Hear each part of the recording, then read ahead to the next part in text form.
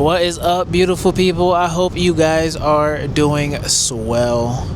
It is New Year's Eve and I am on my way currently to a wedding in Ankeny, Iowa, and I'm excited to put together this hybrid video of a vlog while also talking about some of the things that go into wedding vendor pricing. So I hope you guys enjoy.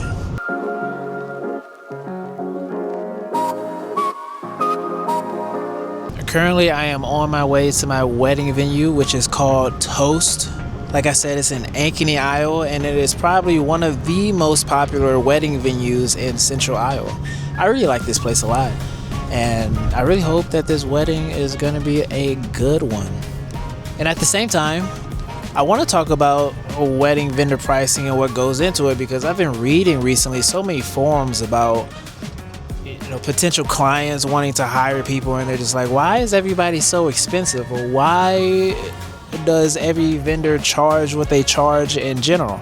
So I kind of wanted to break down some of the reasons why people do charge what they charge and what to consider when you're hiring a wedding vendor, I guess, or if you are a wedding vendor, what to consider when setting your prices. So the first thing that goes into wedding vendor pricing, wedding DJ prices, whatever, service industry prices in general, is overhead.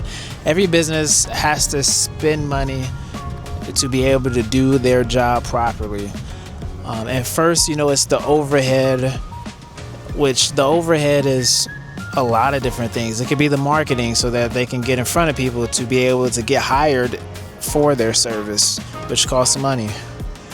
There's also inventory that we need to have to be able to do our work in the DJ business specifically. We have to buy all the gear to be able to DJ on, all the lights to make a fun atmosphere for dancing, and all the things.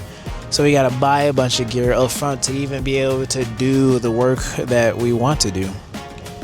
A lot of times too, especially running large DJ organizations, we have to rent out places or buy warehouses, office spaces to be able to store a bunch of equipment that we have, and even to be able to have a nice office space to be able to invite clients or potential clients so that we can host meetings in person versus virtually. I don't personally have an office for meetings. I'd rather do a virtual meeting. It's easier for me and the client, I think. And also, I just want to save on the expense. But I do have a studio space, which we use for content creation, which goes into our marketing expense, I guess. And I think that might be all overhead that I'm thinking about. There's definitely other things to think about when it comes to, purchasing a vehicle to get to the weddings and buying the gas for the weddings. And all the other miscellaneous things that I can't think about right now. So if you are aware of any other expenses that occur when running a DJ business, put them in the comments below. Or if you're a photographer, videographer, hell, if you're a plumber, let me know about some of the expenses that you have to continuously buy or buy one time to be able to do a great job doing what you do.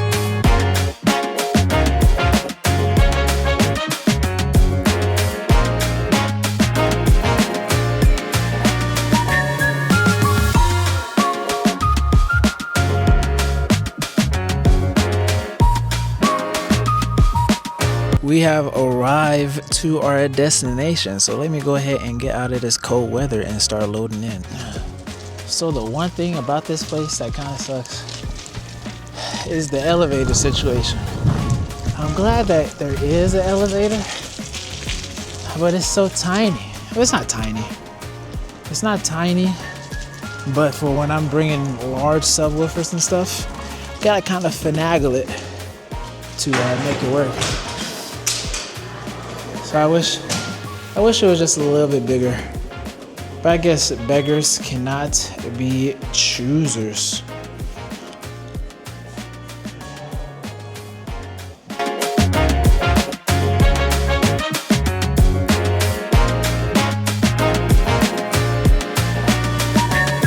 But this place though is gorgeous. There's 2 different floors, which is nice. The second floor is just dedicated to the ceremony space. And then the third floor will be for the receptionist. I like that it's split up like that. I have to bring more gear, but it is what it is. I get paid enough.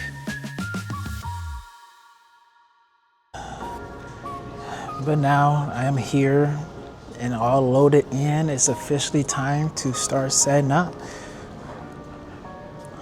So I'll see you guys soon.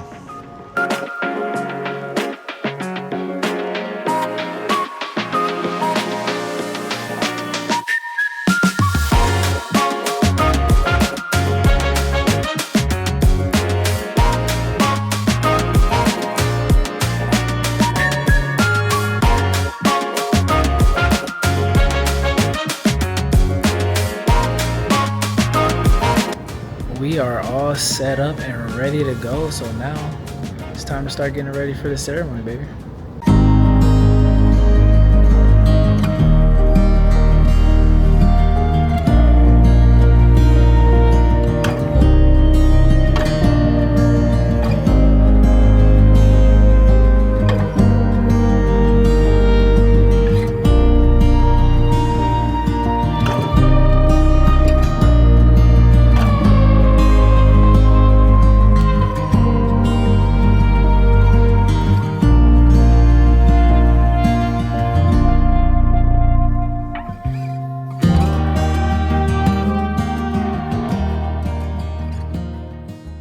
Now that the ceremony is over, we can talk about something else that is really important to pricing yourself as a wedding vendor, and that is basically supply and demand. To talk a little bit on the supply side, are there a lot of people that's providing a similar service as that person that you want to hire or that person that you want to be as a wedding vendor? Because if there's not a lot of options in that realm for that specific niche, like if you want a DJ that does a certain kind of music or has a certain style and there's not a lot of people in his area with the similar style, then he's gonna charge more because there's not a lot of supply to go around. And especially if that niche, that style is very in high demand, it has a lot of demand on the demand side of supply and demand, then he's gonna charge more. He should charge more, right? That makes sense. And of course, you know, if a company, DJ specifically, or anything else is very cookie cutter and kind of similar to everything else that's out there, or most of everything else that's out there, there's gonna be a lot of supply for the service that they have to offer, so they won't be able to charge as much for the service because there's a lot of, I don't wanna say competition, but there's a lot of similar services that somebody can pick. So the one thing that will stand them out or separate them from the other people that are similar to them is the price. So they'll bring it down a little bit. Also with supply and demand, we as wedding vendors like the aspect of being able to set our schedules, because photographers, there's some photographers that only want to do like 10 weddings a year, if that, 10 to like 20. DJs usually like to do more. But because of that, there's a lot of difference in like what they need to be able to provide for their families and setting their schedules. It's like, for example, I like to do 40 weddings a year. That's my number and the goal every year. And so I try to set my pricing to a nice spot where it's competitive with the market of the industry in Iowa. It'll provide for my family and let us have fun outside of work, and also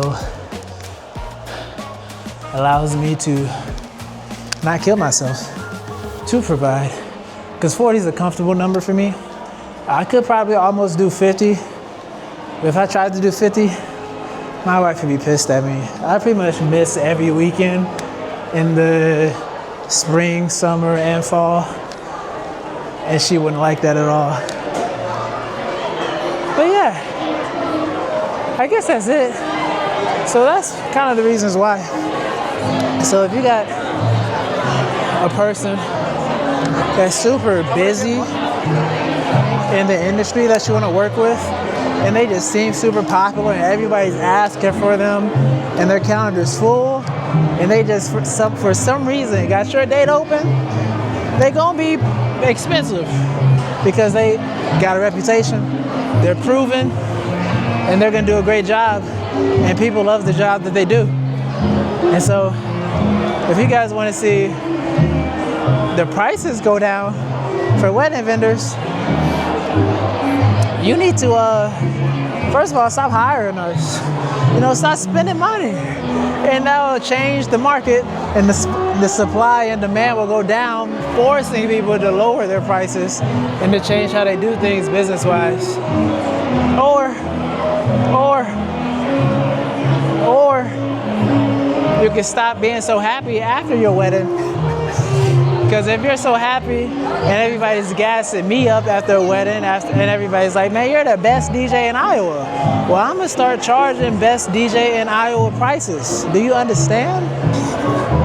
You feel me? Like, this ain't gonna come free. So we're gonna figure it out.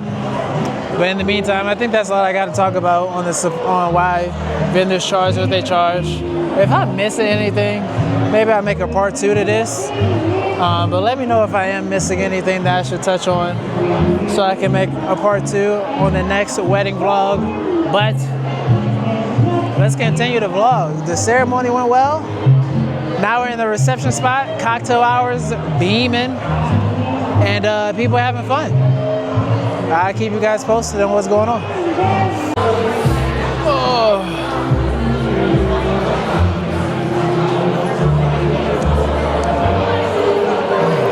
Real quick, before I forgot, I also wanted to let you guys know that I love drinking red wine at my weddings.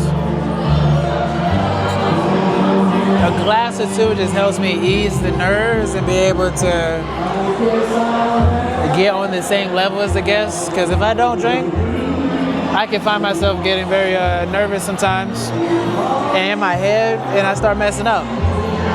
So the wine helps me loosen up a little bit and just allows me to perform at my best.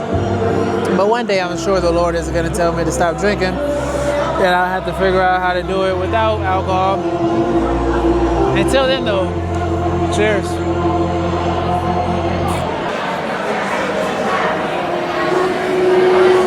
Ladies and gentlemen, without further ado, if I can have your attention, please make some noise for your wedding party as they come into the reception, ladies and gentlemen.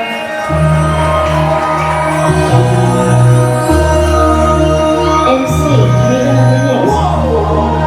This is what you want. This is what you want. This is what you want.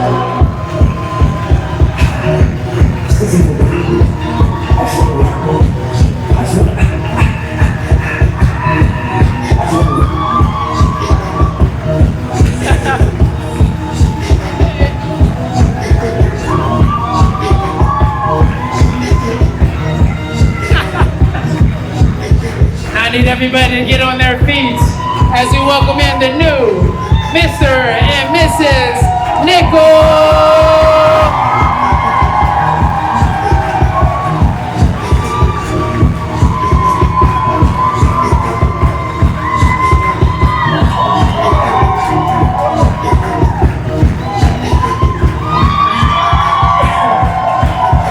Fantastic. You guys can all be seated, but keep your eyes on the dance floor as our first couple will be cutting their cake right now.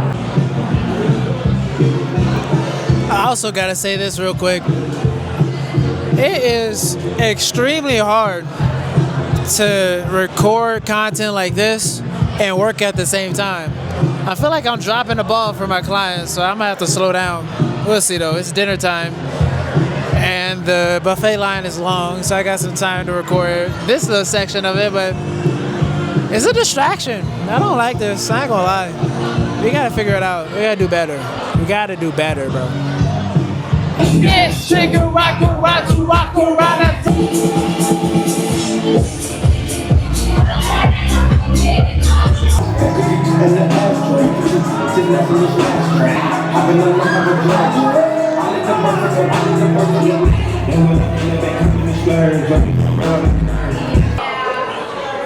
So the night's over. New Year's Eve wedding was a success. But I'm not gonna lie to you. I'm exhausted. I can't wait to go home to my wife, just lay down and go to sleep for like the next 3 months. Is that possible? Is that Has anybody slept for 3 months and lived to tell the tale? That's how I'm feeling right now. Oh my gosh, my feet hurt. I just don't want to do a thug thistle right now. I wish I could leave my gear here. I wish my wedding on Saturday, on January 3rd, was at Toast, so I could just leave it here. Oh my gosh. That would be glorious. Glorious indeed. It wouldn't get better than that. Here's my phone. You were really good, JJ. Thank you for the night. You're so kind. Thank so you. awesome. Thank you. Okay. Shout out to them. Shout out to them. Showing me some love.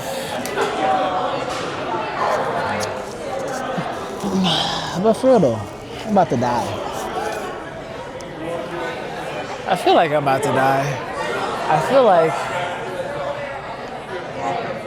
like life is beating me up.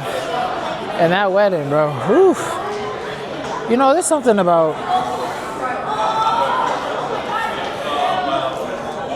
being in wedding season, coming out of wedding season, and then coming back in to wedding rhythm for a couple weddings before the real end of season. Like my last wedding was like not January. My last wedding was December 5th this year. It's like a month ago. And man, it felt good to not do weddings. It felt good to do this wedding though. But I'm just like, dang, I'm not in wedding shape no more. Like I'm not physically ready to go.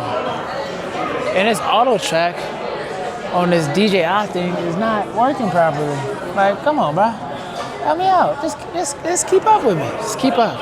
If I keep disappearing behind the booth, that makes sense. It's okay. That's pretty much wraps on the video. If you want me to talk about anything, or you want me to talk, yeah. Now I don't know how to talk because I'm so tired. But if you want me to talk about anything, say anything, just reach out. Oh my gosh, here we go again. Let's try that again, what? Let's try that again. Maybe let me just stop trying to move around so much, and this might work better. It might work better. But like I was saying before I was rudely interrupted, if I missed anything in this video that I should have talked about, I just couldn't think about it because I'm just fried from wedding season. But let me know. I love to talk about anything. Appreciate you guys for watching and hearing me rant. Thank you, brother. Have a good night. And I'll see you guys later. Just like he said, have a good year.